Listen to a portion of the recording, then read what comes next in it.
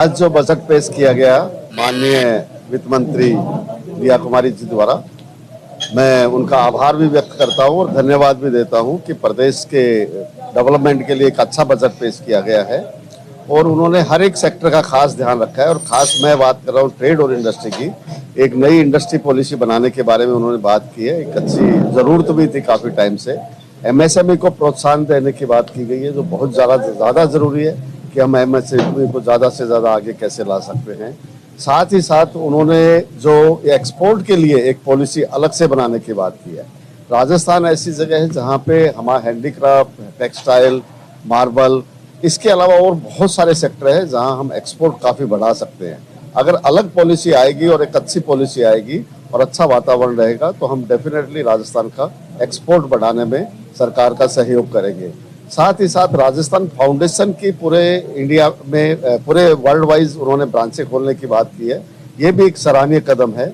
हम अभी रिसेंट 40 के डेलीगेशन के द्वारा आयरलैंड जाके आए, तो वहाँ राजस्थान फाउंडेशन होने की वजह से हमारे को अच्छा सपोर्ट वहाँ पे मिला। वहाँ सरकार में हमारी अच्छी मीटिंगें हुई और उम्मीद है कि आगे उसमें बिजनेस भी होगा। इसी तरह इन बड़ी बड़ी बातों को देखते हुए, चाहे वो बिजली का उत्पादन बढ़ाना हो या और हो, बायो टॉयलेट का एक छोटी सी चीज है जो बाजारों में बड़ी उपभोक्ता और व्यापारियों को प्रॉब्लम आती है। उसका भी उन्होंने ध्यान रखा है कि कैसे हर एक बाजार में बायो टॉयलेट बना के उस समस्या का समाधान किया जाए।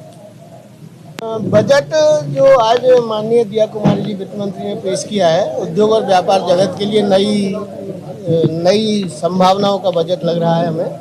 और जहाँ तक सीएनजी में उन्होंने जो छूट दिया, हम उसका स्वागत करते हैं। अगर ये छूट पेट्रोल डीजल पर भी और मिलती तो व्यापारियों को काफ़ी राहत होती राजस्थान के, जो कि नियर अबाउट प्रदेश में अभी भी पेट्रोल और डीजल राजस्थान में महंगा है।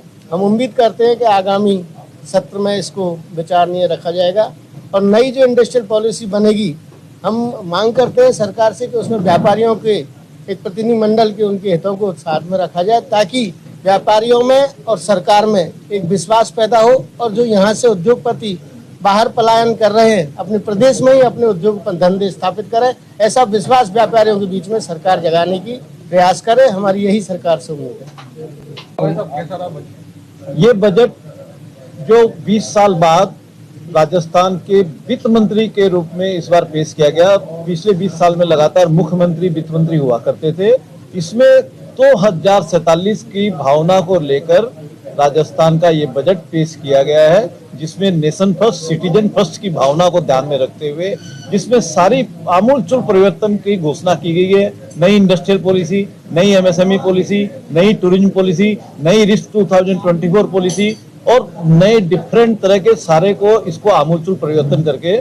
2047 जो अमृतकाल महोत्सव भारत का, विकसित भारत का संकल्प है, उसी के अनुरूप लिया गया। उसमें मैं विशेषकर ये बोलना चाहूंगा कि नई जो लॉजिस्टिक और वेयर हाउस पॉलिसी, जो हमारी डिमांड थी 40 की कि वेयर हाउस को इंडस्ट्री का दर्जा दिया जाए, जबकि यूडीएच राजस्थान सरकार यूडीएच डिपार्टमेंट द्वारा वेयर हाउस को इंडस्ट्री का दर्जा दिया जा चुका है पिछले कई वर्षों से। उसकी डिमांड के लिए ही माननीय वित्त मंत्री ने आज सदन पर नई इंडस्ट्री वेयर हाउस और लॉजिस्टिक पॉलिसी लाने का हम स्वागत करते हैं। इसके अलावा जो स्टाम्प ड्यूटी में छूट दी गई है कि माता पिता, पुत्र पुत्री, दोहिते धोइत्री इत्यादि को करते हैं, यदि ट्रांसफर करते हैं प्रॉपर्टी, तो उसमें स्टाम्प ड्यूटी में छूट दी गई है। निश्चित रूप से स्वागत योग्य कदम है। ये आने वाले राजस्थान को विकसित राज्य की श्रेणी में ले जाने वाला बजट है।